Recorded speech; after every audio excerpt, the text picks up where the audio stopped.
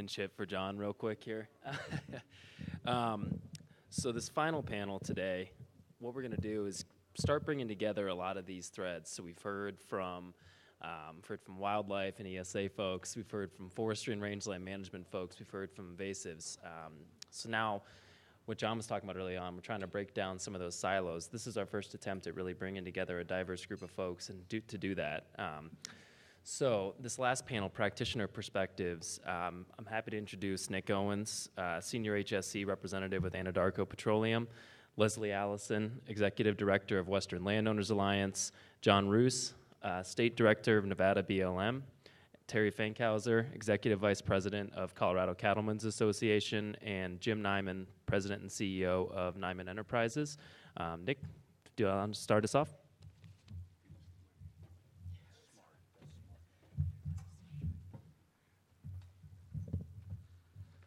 Good afternoon. My name is Nick Owens with Anadarko Petroleum Corporation. Zach was talking about diversity. I think I'm the only oil and gas person in the room, so I'll be the diversity for today. So just a little introduction to myself, I guess. I'm a biologist by background. I get the opportunity to work across a lot of different, really interesting environmental, media-related issues across Anadarko's whole kind of portfolio worldwide. I spend a lot of time dealing with policy, but also managing our biodiversity and ecosystem services program with our Mozambique LNG development. So just to give a little brief introduction to who Anadarko is for those who may not know us or may not be familiar with us, we're one of the largest independent exploration and development companies. We have operations worldwide. We focus here in the U.S. on our DJ Basin assets outside of Colorado, outside of Denver here, our Gulf of Mexico assets, as well as our Permian assets. But we have a bunch of different other things across the globe that are highlighted here. Again, Mozambique, Algeria, Ghana, Colombia, more recently Peru. When you look at the Pecos Watershed Initiative and why Anadarko is interested in this area, I think it becomes very apparent whenever you look at our footprint in that particular region. And you know, we really have what we consider an elite position in the Permian Basin. And that's highlighted by nearly 10,000 drilling locations that we've identified there within our footprint, equating to about 4 billion barrels of oil equivalent. So a very important area for Anadarko as we look to the future, and certainly a very important area for our industry as we look to the future as well.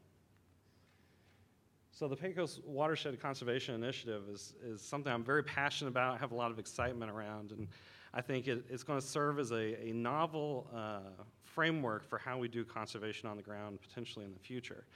And so as we look at the partnership that's come together to move the bar with this effort underneath the umbrella of the National Fish and Wildlife Foundation, we have a number of different corporate partners, we have a number of different federal partners, and then, of course, our implementing partners doing the work on the ground. And it all kind of is coming together in this really interesting and cool way to move the bar for conservation. We've just kind of been kicking this off over the last year. We recently had put out our first request for proposals, and we should be announcing our first grant slate here in the coming weeks. So what's really interesting about this landscape that we're operating in is the complexity associated with the surface footprint. Obviously, when you look at New Mexico and the variety of partners there compared to Texas, where we have a lot of private ownership, it's very a stark contrast. And working across borders is an interesting challenge and opportunity here that I think draws in a very diverse and unique set of perspectives. So as we looked at this as Anadarko and our participation in the Pecos, we really look at it as an opportunity to build tomorrow's oil and gas development. It really aligns with our core values as a company, investing in the places that we work. And what I think is most exciting about this is that through the National Fish and Wildlife Foundation, you know, their charter is to provide measurable conservation outcomes. And for a lot of us coming to the table, that measurable conservation outcomes piece is a really big deal because it allows us to show how we're moving the bar for the species and habitats in the area. This particular initiative also takes an ecosystem approach. So we're not going species by species. We're really looking at very broadly in close coordination with our partners, what are the needs on the ground to move the bar. And so we've identified a suite of focal species to help us really kind of define that success. And so this is ultimately a very proactive approach to dealing with species issues on a landscape scale before these species have to require ESA protection. And one of the really interesting things about working through NIFWIF too is it allows us to maximize our dollars for conservation by also using federal match and the implementing partners on the ground. So I think this year we'll spend about $1.5 million, and that will equate to almost $4 million of impact on the ground. And so it's a really cool model that I think is built for success.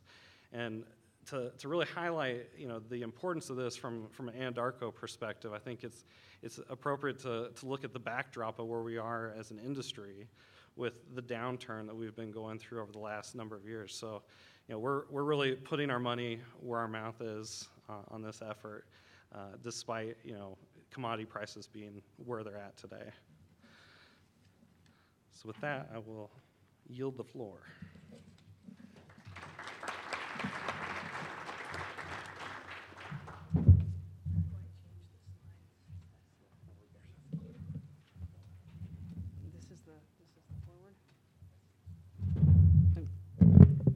I'm the short one up here today. So I'm going to not tell you anything you haven't heard already today. That's kind of the hazard of going at the end of a day like this with all this incredible brain power in the room. But what I am going to maybe hope to do is to frame it in a way that at least captures what I see as a transition. It's kind of a paradigm shift, really, in how we're thinking about engaging on these landscapes. So I'm going to try to make a sprint through these slides really quickly. So first you start off with intermingled public and private land. You can see here you've got state, BLM, Forest Service. You've got 2 large ranches here. And up at the top, I don't know if you can see it, but there's a bunch of subdivision stuff. So that's kind of a typical landscape in the West. And then somebody identifies a wildlife corridor on this landscape. And it could be a wildlife overlay at the county level. It could be a critical wildlife habitat. But in any case, somebody's got something identified across this landscape. So we'll just use a corridor for the example here. And probably this is going to be led by scientists, NGOs, government agencies. So then the next thing we typically do is we identify the threats to the corridor. We look inside that corridor and we say, geez, these are the things that could really impede that wildlife movement. It's going to be roads, fences, energy development, maybe it's grazing, that sort of thing, housing development. And then the next thing we do is we try to figure out how can we protect the corridor from those threats. And so we start beginning to think about bundles of land use restrictions. Maybe we throw in some wildlife-friendly fencing funding and some conservation easement funding could be useful in this corridor. And again, the NGOs and government agencies kind of typically leading this. Then the plans are presented to the public for comment, and a lot of times landowners are just lumped in with the public comment on this, despite the fact that you can see the role some of these large ranches are actually playing in this whole scenario. But here the landowners are coming in at the end of the process with the public, haven't been engaged, and this has sort of been the traditional way that these things unfold. And what happens is you end up with restrictions. A bunch of restrictions are proposed. Again, funding need is flagged, but it's often never realized. How many county plans will say we should find funding for conservation easements or for wildlife-friendly fencing, and it actually never transpires. And then you get ranchers, energy, protesting because what they've been handed as a result of all this is a bundle of land use restrictions. So that's been our process to date. So we had some meetings with landowners over the last couple of years, and one of the things that came out in one of those meetings I thought was really good was, what if we looked at this totally differently? What if instead we start by asking, why have wildlife chosen to use this particular corridor? What's working in this corridor here? And in this case, what's working is that we have intact private lands, and they're providing that refuge from public pressure out there.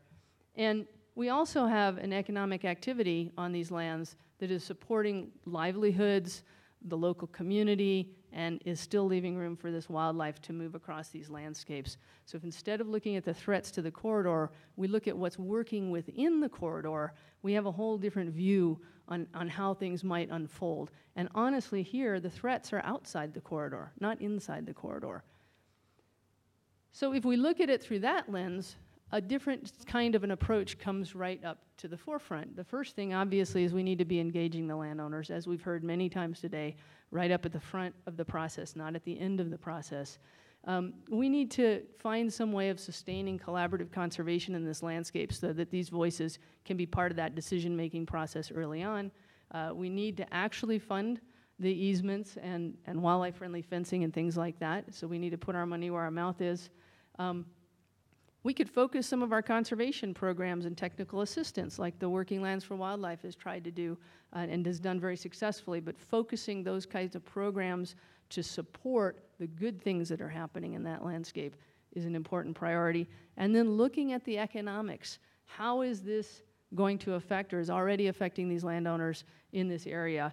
And it could be hunting tags. I know that's not popular in some states, it is in others. But there's other ways to do it too. We've talked about a lot of those things. Increased flexibility can be, a way to help folks out. But there's a whole range of things that could be looked at to support it. So that's just a different way of framing how to approach conservation. And I had to put it up here visually because I'm a visual person. And if I've got, how much time have I got? I just wanted to, I'm okay. Oh, good. Because I had one important message that I wanted to put out here, which is I think that the process that has happened here through the Western governors, these initiatives, and I've been involved mostly with the ESA one, has been really great. It's been a terrific process. We've gotten to some depth in the process that you don't normally see, and I really hope that, going through fall of 2018 here and the elections and a lot of termed out governors as we're hearing, I really hope there's a way that this process can not only be sustained, I hope the governors will make a commitment to sustaining it, but then to actually implementing some of the action steps. And one of the questions that I'm sort of left with at the end of all of this is, we're kind of preaching to the choir in this room, but when I go to Washington, the message isn't getting through. I'm hearing about cuts to all the programs that make all of this collaboration possible out here. We need to get this message through somehow to DC. I'm not sure how to do it. I'll turn that question back to you guys. We need to get the message out to parts of industry, to parts of our own constituencies that aren't on this page, and to the environmental groups that are yet not on this page. There are many good ones that are, but I want us to think about translating this message out beyond this room and into policy, and particularly into our institutional frameworks that are needed to be adapted to accommodate this kind of collaboration that we're talking about. Thank you.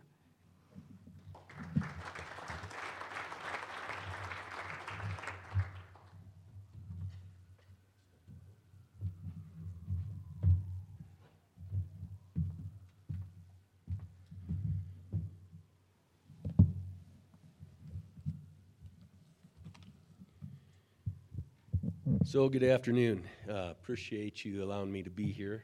I am John Ruse. I'm the Nevada State Director for Bureau of Land Management.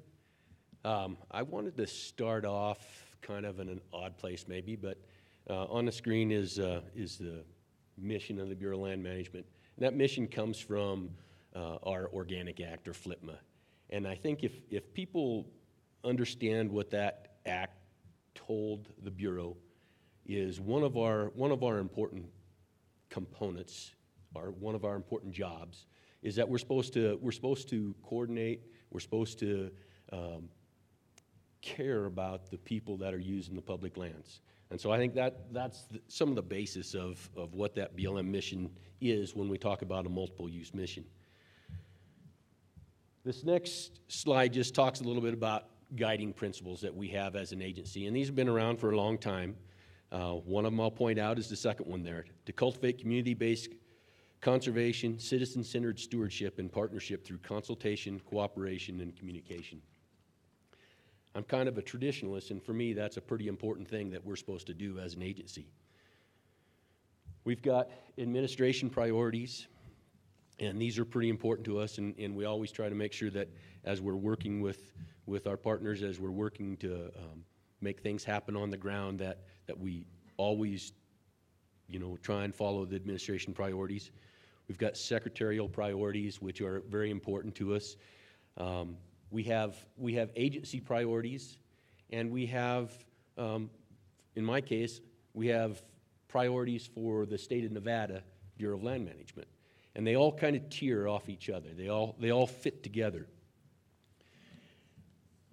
I think one of the things that we need to focus on is that for partnerships, or keys to successful land management include partnerships, our guiding principles, the priorities from the administration, from the secretary, from the agency, all of those help us and enforce the need, if you will, for us to work on partnerships, for cooperation, and developing positive working relationships as we implement our multiple use mission.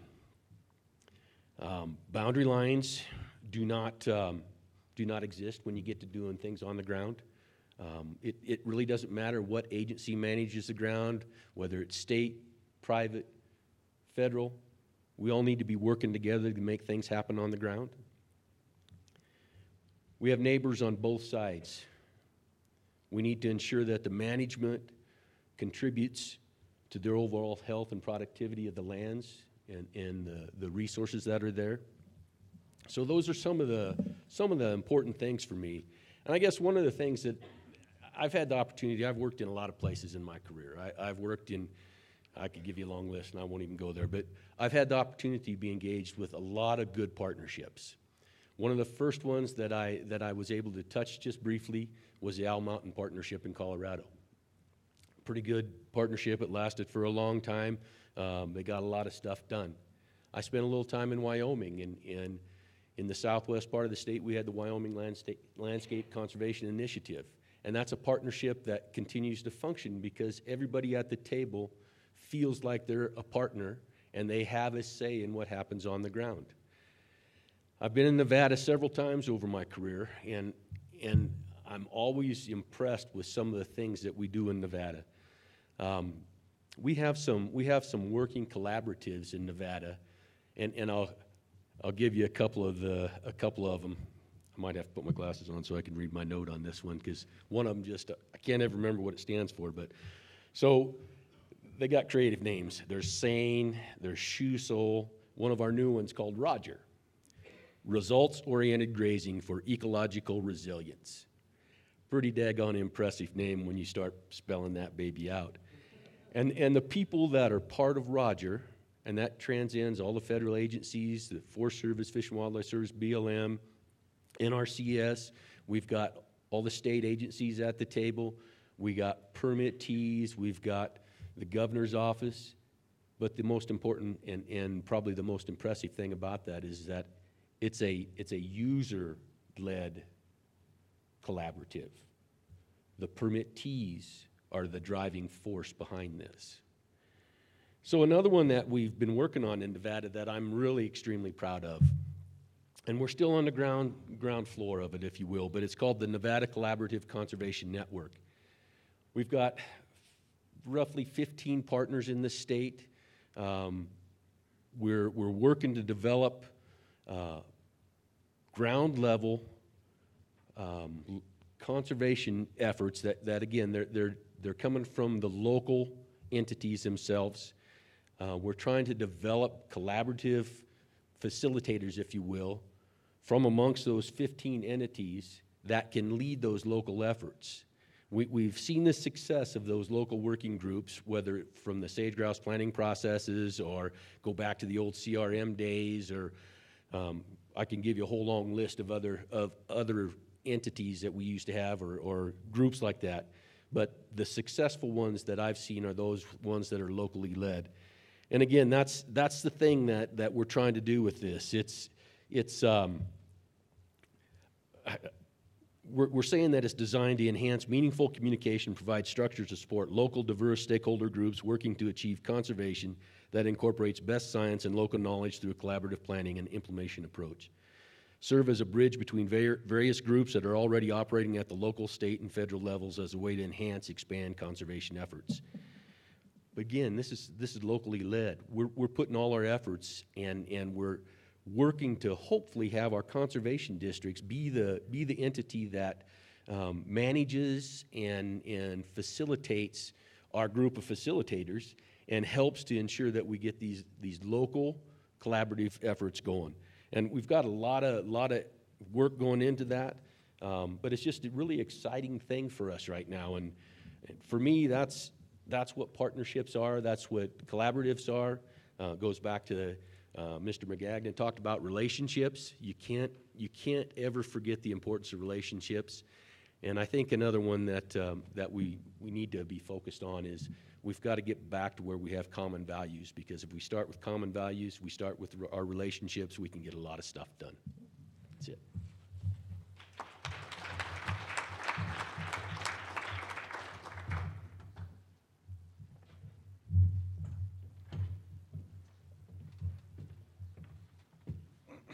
I don't follow John often, but when I do, I come to you with a sense of mustache deficiency.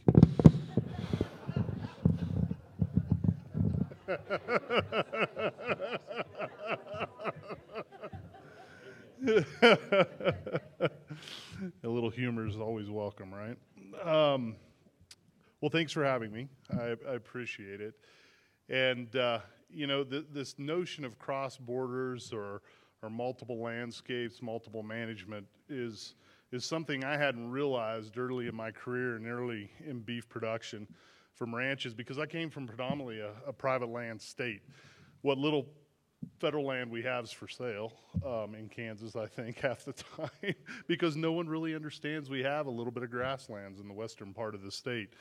But when I came to Colorado, it became abundantly clear to me that there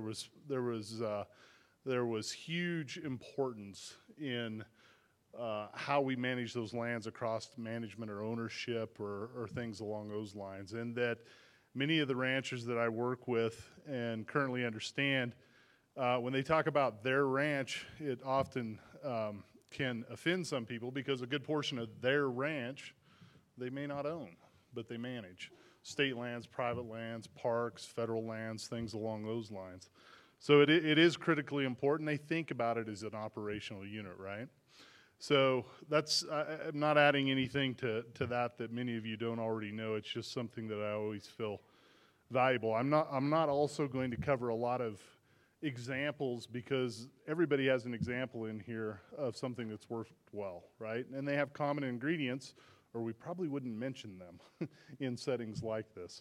But the way that we kind of come at things, and the way that I come at things, is referencing something you probably all have heard about and know. It's the chaos theory, right? And the chaos theory essentially says the behavior of a dynamic system are highly sensitive to the initial conditions.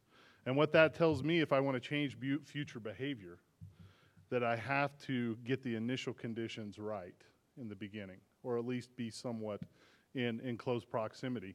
And I think as an organization, we learned that a long time ago. In our 151st year now, we recounted our history a little bit, and we looked back at our first year as an organization. And the organization was founded under the sense of needing to be a disruptor in what was going on in the industry at that time, i.e. the chaos theory. You need to change the future. And again, a bit more humor for late in the day.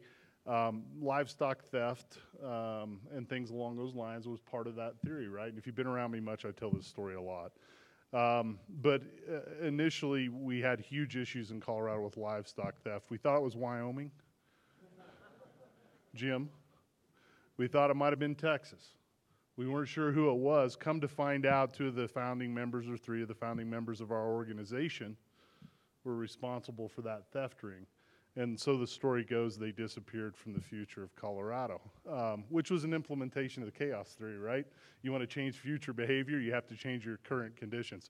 So that happened. But we do think about things in that level, because people and environments are subject to this chaotic theory, this chaotic behavior that takes place. And if we want to change that future behavior, we have to address some of that at our initial conditions. And it can only be changed if we take specific actions. So people will change, right? We've talked a lot through these meetings, and I know a lot of you that work for agencies and those of us that work for groups recognize that people change, but issues don't often change. The same issues that we faced 151 years ago are still some of the same issues we face today. And it's because we haven't addressed them in a way to cause that change to take place. So I think the challenge for me in that is really looking at the success of these meetings and these groups and this evolution of this conversation. And through the lens of the chaos theory as well as experience, I ask myself, what do we need to do to have a different outcome than what we're currently experiencing? And certainly collaboration, all of these ingredients we've talked about go into that, but we need to not be here in 5 years and 10 years having the same conversation. So I guess what I bring to this group is actually a challenge as you move forward. And that challenge is that we need to establish this discussion in a collaborative way, a cooperative way, a trustworthy way, in a way that's going to have meaningful results. And to have meaningful results doesn't mean that we expect people outside of this room to fix those issues for us. We need to figure out how we come together and establish a process that's going to carry the good work of Western Governors Association, the states. John, I don't know if, I see John, and you're part of this theory that I'm entwining here. We're going to have a new governor in Colorado. I was told today there's 9 new governors coming into Western Governors Association in the near future. We generally believe that this is good work or we wouldn't be here, but we need to allow for that effort to continue into the future. And it needs to be a public-private partnership. It needs to exist at all levels. It needs to involve you all that are here, but it also needs to involve those that are going to come after you. So the question I have for the group and the challenge I have with the group is, how do we take the great foundational work of WGA and of some of these governors, Meade, Hickenlooper, and others, and transfer that into the future so that it is self-sustaining and it isn't something that we tell stories about 150 years later that make us chuckle. So with that, I leave you with the challenge.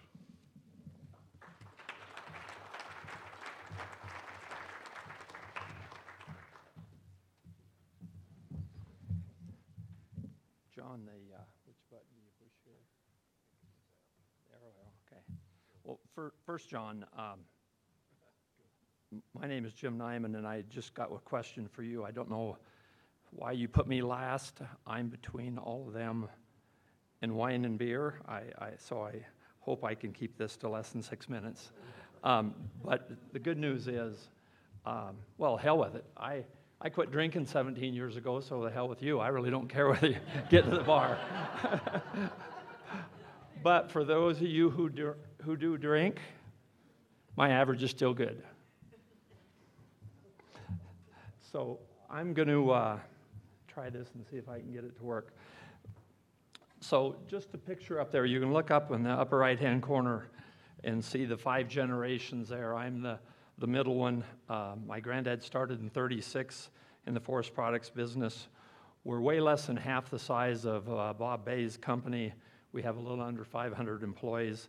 But this is our 82nd year in business. And the reason I bring that out is our focus as a family is, how do I get that little boy and the other 3 grandsons, 2 on the way, to get involved in this business? How do I connect that? And to do that, you got to look out in your family planning out 70 years, 75 years, 100 years. We got to do the same thing in our national forest. We can't look at what we want today and be selfish. We have to look out and look out over time. That's important. So just a quick history on the company. We have 4 sawmills, our original one in Hewlett, Wyoming, 2 in South Dakota, 1 in Montrose. We have a pellet operation, Heartland Wood Pellets in South Dakota at Spearfish. We also have, due to the spotted owl, a golf course to try to diversify a community. And we have 977 ranches with grazing permits.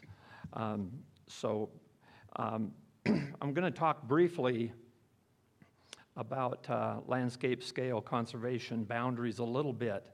When I look at the ownership of the Forest Service, I feel for them. When you take a third of the national forest as wilderness, a third is roadless, and a third is suitable base that we can actually treat, there are rules to allow us to do the roadless areas, but that's a struggle. You have state lands, you have county lands, you have private. Then I look at wildlife perspective when I look at implementing cross-boundary planning. Wildlife, insects and disease, and water, none of those know about those physical ownership boundaries. And my passion is water. That's, with a range management degree, my passion is water from day one. I love the trees. Although ponderosa pine in the Black Hills, the ranchers up there think it's a noxious weed or invasive species. So now I'm going to talk about partnerships. We've been lucky in Region 2 to develop a really good relationship with the Forest Service over the last number of years, and I give credit to individuals that helped step forward from the Forest Service like Dan Arone and Jackie Buchanan and others that have really set the stage in Region 2. Just really high-quality people. But we also have great relationships. Sorry, we got the old... part of the old slide on there. Sorry, we didn't get the new one put in. I eliminated some. We've got a great relationship with the National Wild Turkey Federation. I just went down to their national banquet and spoke with the Forest Service, Rocky Mountain elk, and some of the studies there. The real surprise after we certified all of our practices through SFI was TNC, Nature Conservancy. When we sat down and really talk about the values of our company and the other organizations here, they're one and the same. We have the same long-term goals. Although TNC will well argue about a few of the big trees that we might have a little difference on. But that's pretty minor. We can deal with that. When I look down the road, I'm anxious to see what relationship I can set up with Denver Water. Denver Water is putting tens and tens of thousands of dollars into the Front Range. There's got to be a way we can collaborate and pay for those trees. So I'm anxious to work on that in the future.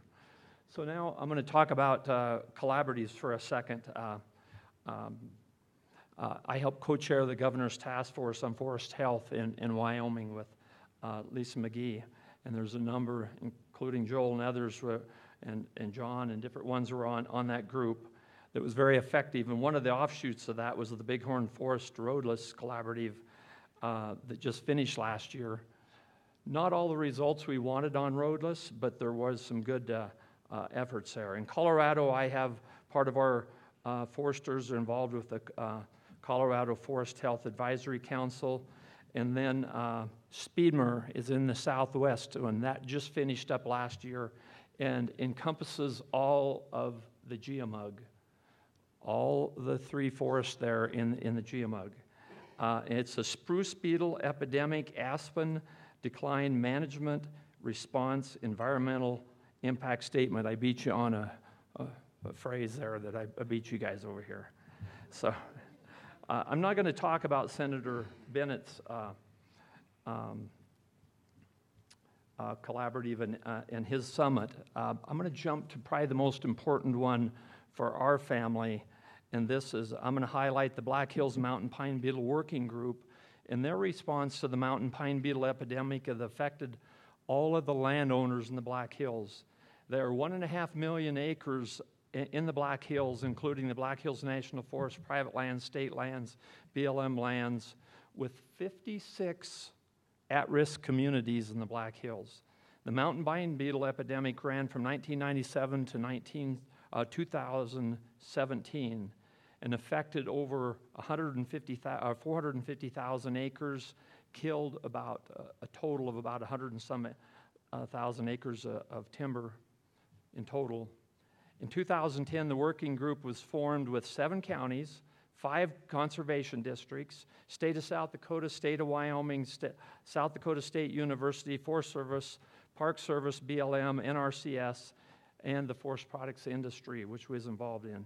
The working group had 4 major strategies: reduce mountain pine beetle populations, create and maintain healthy forests, retain forest products infrastructure, which was a little struggle to get in, protect people and communities.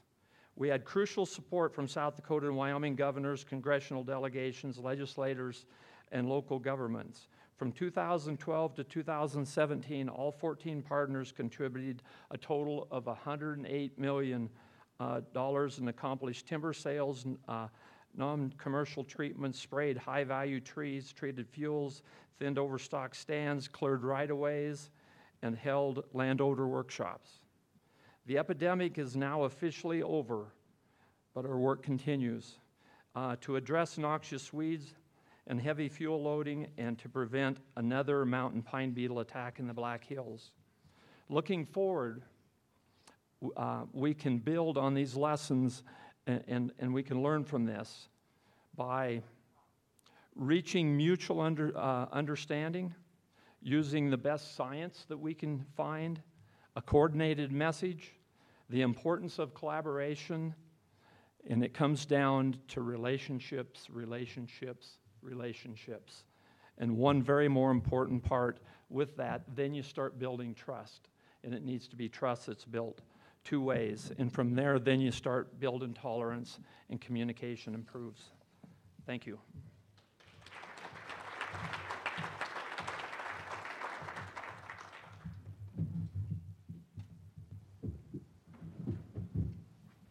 We're going to have a little more time, I think, for questions, both for them and from you, depending on what you want to do. So here we go. We've heard these, I think we've heard words that affect this quite a bit, but we're going to ask the question again. What elements are necessary for collaborative resource management efforts to succeed on the ground? Okay, so it doesn't matter if it's come up before. The more we hear some of these words, maybe the better. But what elements are necessary for collaborative resource management to succeed on the ground, from your perspectives? And you're all looking at me. Good, John. I'll take a stab at the first one here. One of the things for me is, again, it goes back to relationships built on shared values. I think you've got to build those values together. Trust, integrity, honesty, respect, and that's what carries that relationship and builds that relationship. I think also you need to have a shared vision and goals. Just a couple things. I think one of the things you need is the human capacity to coordinate and collaborate out there, and that's something that we don't give as much attention to as we need to.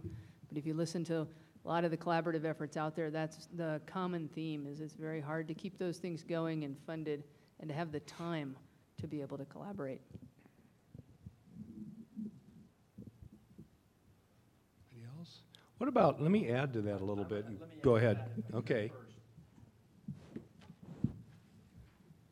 I know I'd made some notes to your question talking about sustainability, wildlife, and all that. I kind of included in my talk, but I want to take it one step further.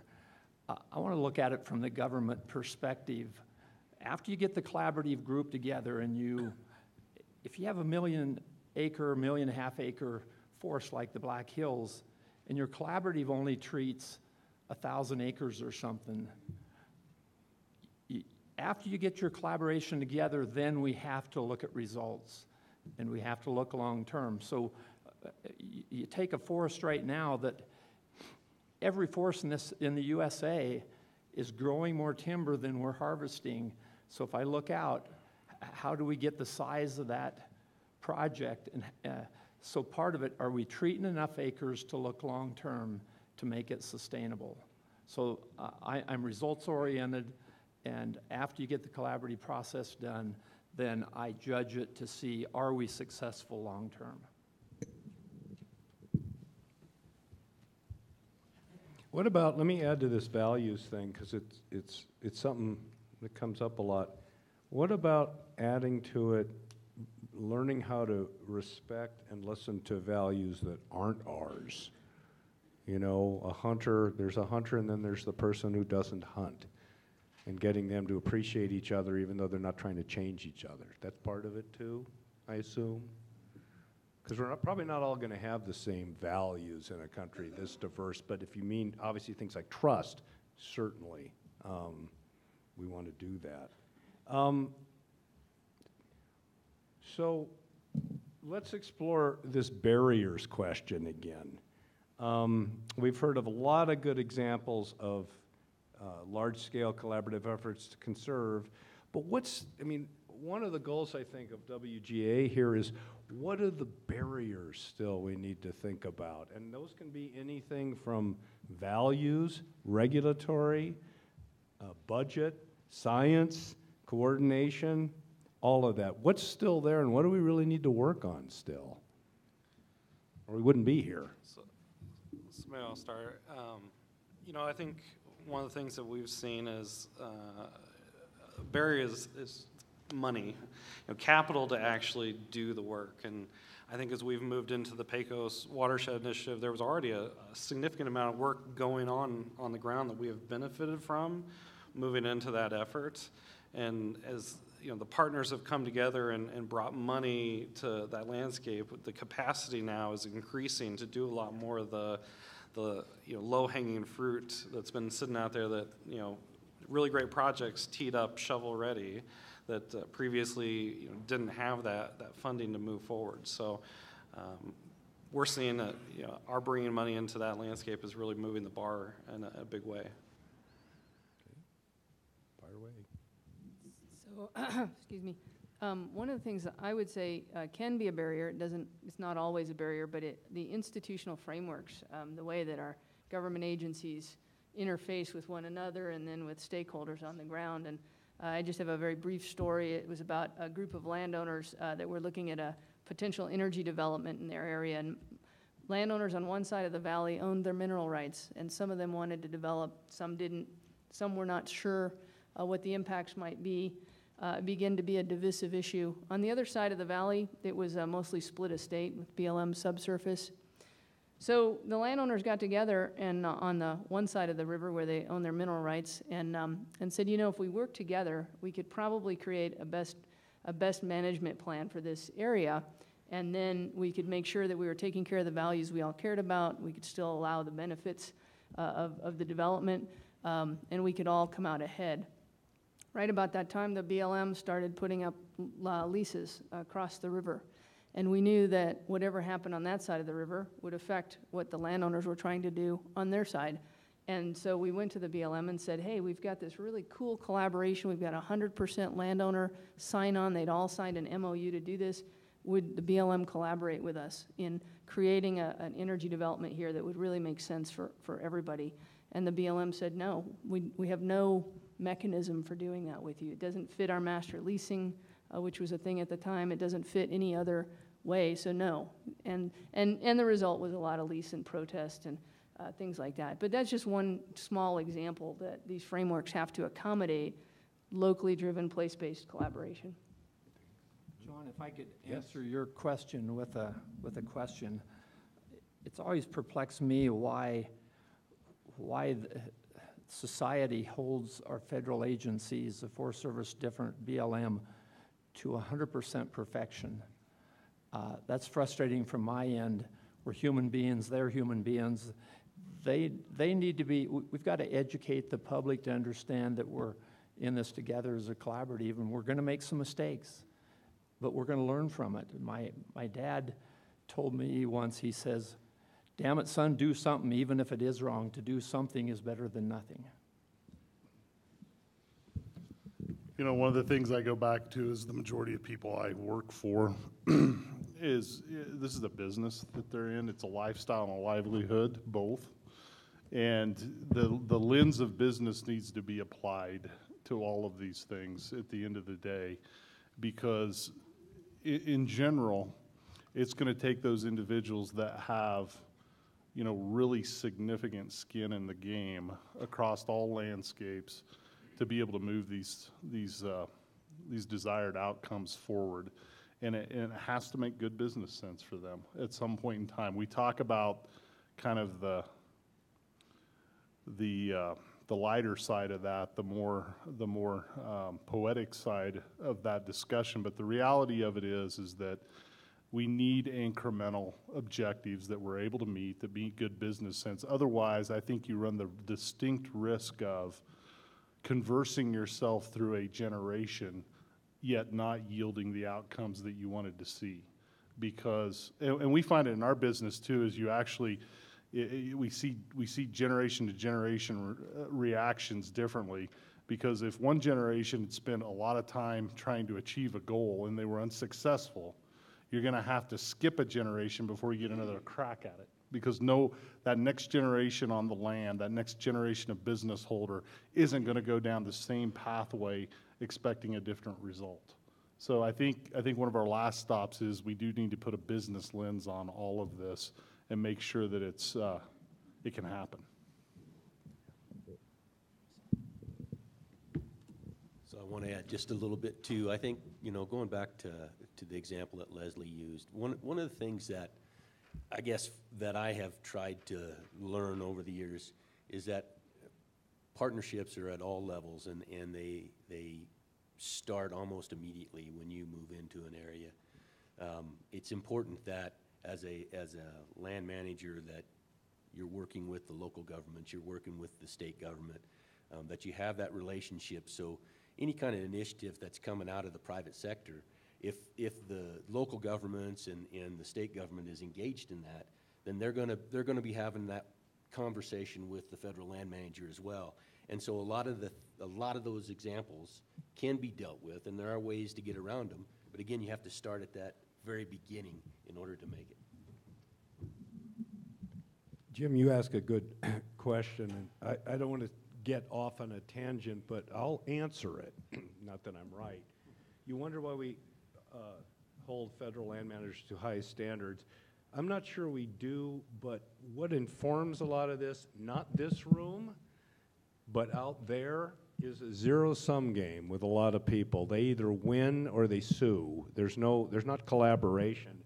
And a media that unfortunately likes to cover conflict, this is not interesting. You guys are solving problems. So let me go talk to somebody who wants either cattle removed from all public lands or no more wilderness, right? And so that's how the media covers things. And a lot of average citizens, the Black Lives Matter BLM people, among others, that's where they get their information. And you guys know what's going on, but if somebody wandered in here from Philadelphia and they saw those maps about public lands up there, they go, what the hell? We don't have any of that back there. So that's part of it. But a lot of people don't know. And that's maybe another part of this is getting this story out there more and more. I think local reporters sometimes try, but when it goes national, it goes weird, in terms of what they want to cover. That's a good one. Remember that. Anyway, that was my 2 cents on that. You guys, we got plenty of time. You guys really haven't asked a lot, and you've got practitioners up here with a lot of experience. There's a hand up. Where's the mic's coming over? So let's mix it up with everybody that's out there. We got some time before we have some wrap-ups and so forth. So Jim, I live in the middle of a dead forest, and one of my feelings is you don't do million-acre problems with 100-acre solutions. And you've been around. I've seen you in Congress at hearings about this kind of stuff. Would you think that your grandson that was on somebody's knee in that picture, can we ramp up enough to really take some of these non-functioning watersheds and turn them into functioning watersheds within their lifetime? Would you prognosticate a little bit? Why not? I'm going to just talk about my experience real quickly. Our main ranch is right against the national forest, and we've got a bug epidemic a few years ago right above our ranch. We was able to thin part of it on our ranch. But I'm going to go back to when Granddad logged up there in Home State Mining Company. It was a dry creek bed. They logged the timber sales. We had trout in there for 15 years. dried back up for the next 15 years, cut some timber sales, and the streams flowed again. We've done that 3 times in 3 generations and watched that change. So that small example, why can't we do that elsewhere? But it means it's going to take a long-term view. For those forests that died, particularly if it's lodgepole, you're looking out 80, 100 years. It's going to take some thought process to how to restore that and get it back. But the direct relationship between forest density and stream flow is so important. I can't emphasize that enough, including old growth closed canopies and the snowpack and the dissipation. What happened to the water underneath that canopy when it's 4 inches thick under a forest canopy and you got 5 feet of snow out in the meadow? It's pretty common sense, but it's science. We got to use the science, and I think we could rapidly make some changes if we get our projects big enough to make a difference. Mr. O'Toole, good question.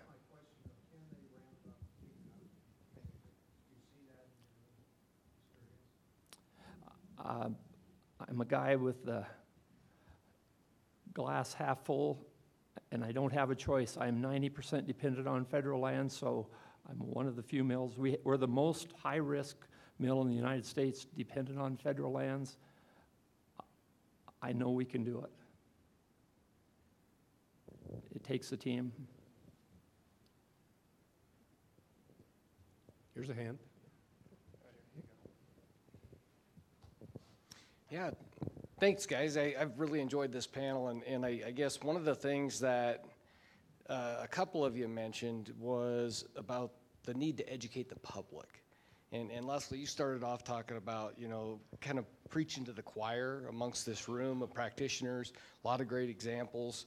But also, so many times, every one of us has probably come to the realization that if we want to scale it up, like you're talking, Pat, we have to really not necessarily convince each other or our small circle of folks, but really the masses, and it's the public that does have this belief that logging is bad and cows on public land are doing this, and it's just these incredible misconceptions that ultimately lead to a lot of the opposition, at a very large scale. And especially as we go to the eastern side of the country, and that manifests itself a lot in, whether it's congressionals or a lot of policy that's coming out that maybe just doesn't really understand the nuanced, realities that we live in. So I guess my question really is, what are the mechanisms that each of you have used that you've been very successful telling that story to the public that maybe the rest of us could latch onto and try to copy? I might take a stab at that. I've given up on educating the public. But what I do want to give the public is a sense of security and trust, right? So I think if you look at polling, you look at anything else, and just experience, a forthright conviction around education in some cases breeds distrust. But if you illustrate through actions that you have kind of a diverse sense of partnership, and you're pretty transparent in what you do, and you have things that the public generally sees that are of value and of interest to them, they're going to leave you alone.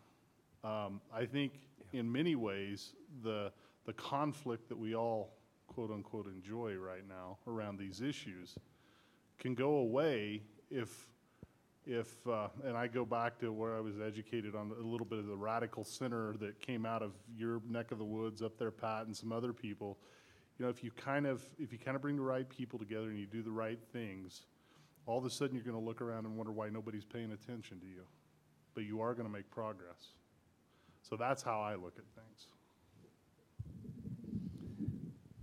I haven't give up on the public.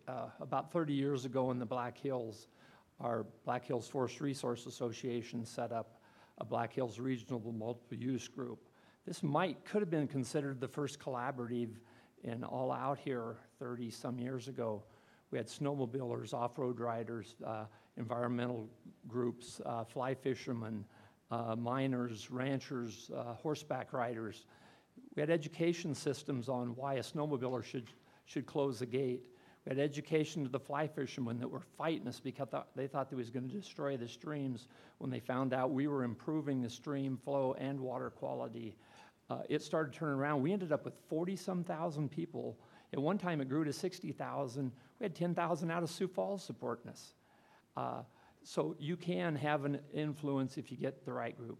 We're little islands out there in the prairie of grass, so it's a little unique.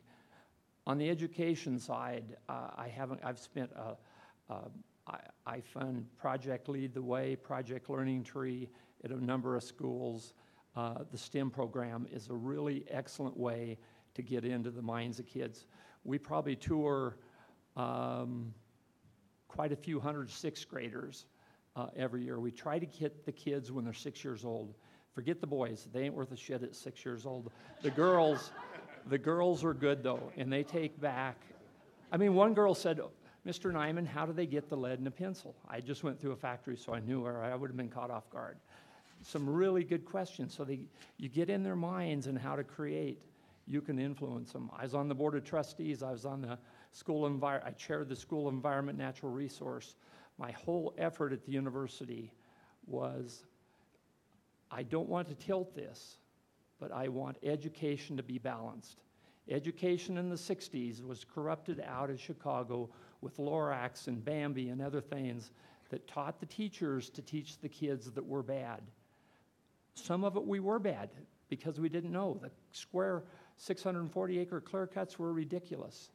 I want to debate on clear cutting, but some species have to be clear cutted. We got to get the science out there and educate the public. But education, the younger we can get to the, it's like us teaching the kids is like teaching them a second language. You start with the kids when they're in kindergarten, teach them. You don't wait till they're a senior in high school and say, or junior, now you got to have 2 years of foreign language. That's stupid. Start when they're little. My question is, John, you spoke about barriers. My question is about a barrier of human capacity and manpower. We work with a lot of BLM managers, a lot of Forest Service managers, and I'm not buying the whole do more with less. I think that ship sailed years ago. I think we're in an era of doing less with less. How can we expect these cross-boundary, large landscape scale initiatives to get enacted with such a lack of capacity to even get the attention of some of these federal land managing agencies personnel to do that? And they're incredibly overworked.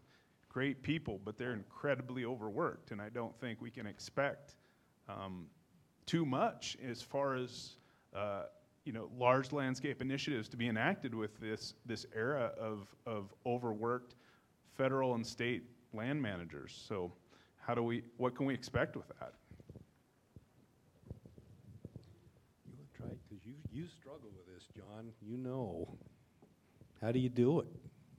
So I think one of the things that's really important, and again, it goes back to what our perspectives are. And, as a land manager, I don't think the land's all mine. And so whenever we're dealing with an issue, we've got to go into it with all our partners at the table. And so that to be successful, everybody's got to be a player. Everybody has to take responsibility. And I guess I get after any manager that works for me that believes that that's their chunk of ground and they make all the decisions on it, because it doesn't work that way. We have to be concerned about what our neighbors, what the results of our decisions are. And so if we're going to make a decision that's going to affect Tim, I need to make sure that Tim understands what's coming. He's part of that decision-making process. Yeah, ultimately, I can't abdicate the authority to make the decision, but I can certainly feel a lot more comfortable knowing that I've had a lot of help and that we've taken a hard look at it. And it's not just the agency doing it. And I think that's where we've got to share the responsibility, and we don't do a very good job of that, whether it's the agency or whether it's all our partners. Anybody else? There's another question? Great.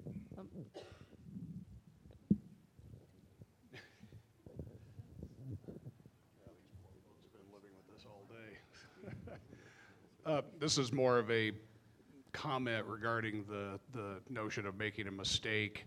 And I guess, Jim, you made that comment, I think, Jim, and I couldn't agree with you more. I mean, people make mistakes, and they can't be perfect. But there's a big difference between making a mistake and having a conflicting policy. And I think what Leslie touched on really demonstrates the opportunity for policies to conflict with one another. And I think that is a huge barrier, and something I've pointed out in a number of things that I've written and or pointed out in some of these meetings. We have a lot of conflicting policies, and it's a barrier that we may or may not be able to overcome. I'm not so naive as to believe we're going to change the 1872 mining law or the Wild Horse and Burro Act, but those are pretty conflictive with some of the things we're trying to accomplish at times with proactive species conservation, but also the lease nomination process with the BLM. That seemingly conflicts with a lot of the things we're trying to accomplish with multiple use management. So we need to be thinking about ways to change those conflicting policies. And I appreciate making mistakes, but that would be allowing a drilling option to go into edging into some habitat and just flat out making a mistake. You just put one too many well in, or whatever that might look like. It's very different than what Leslie was describing. That sounded a lot more like just a flat out policy conflict with the land uses there. That you can respond if you like, but it's just an observation. I will real quick. Congress, I haven't seen a law that is black and white. They have a broad spectrum. There's a big gray area there. And unfortunately, with this perfection attitude, the Forest Service then compounds it with additional rules and regulations on top. If you go back to the heart of the rules that were the intent of the law that come out of Congress, it was maybe bad and it might be conflicting, but then because of this perfection, there's another layer of perfection. In this gray area, they go to the extreme because we expect perfection out of them. There's a bunch of room for them to move to the center without any new laws, I can guarantee you.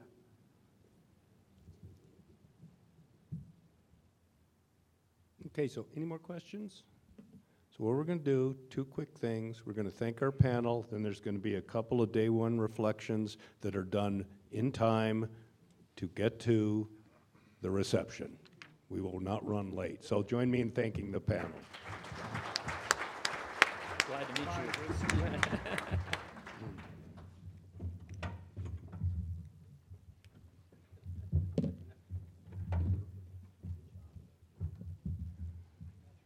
So,